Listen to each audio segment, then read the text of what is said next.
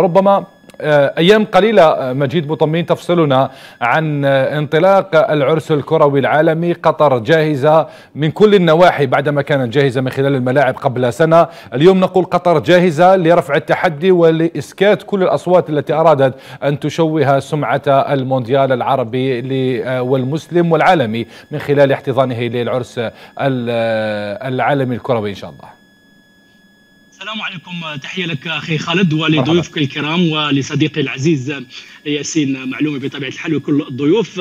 أعتقد بأن قطر خالد مع انطلاق المونديال بإذن الله بعد حوالي أسبوعين من الآن سوف يكتشف الجميع بأن سقف التنظيم قد رفعته قطر إلى مستويات عليا جدا، ومن الصعب على الدول التي سوف تستضيف نهائيات كأس العالم لاحقا أن تصل إلى ما ستقدمه قطر من مونديال سيبقى خالد في التاريخ. هكذا على وزن خالد بطبيعة الحال سيبقى خالد في التاريخ، لأن رئيس الاتحاد الدولي لكرة القدم جاني إنفانتينو كان دائما صرح ويكرر مرارا وتكرارا بأن مونديال قطر يتوقع له أن يكون نسخة استثنائية لن تتكرر في التاريخ.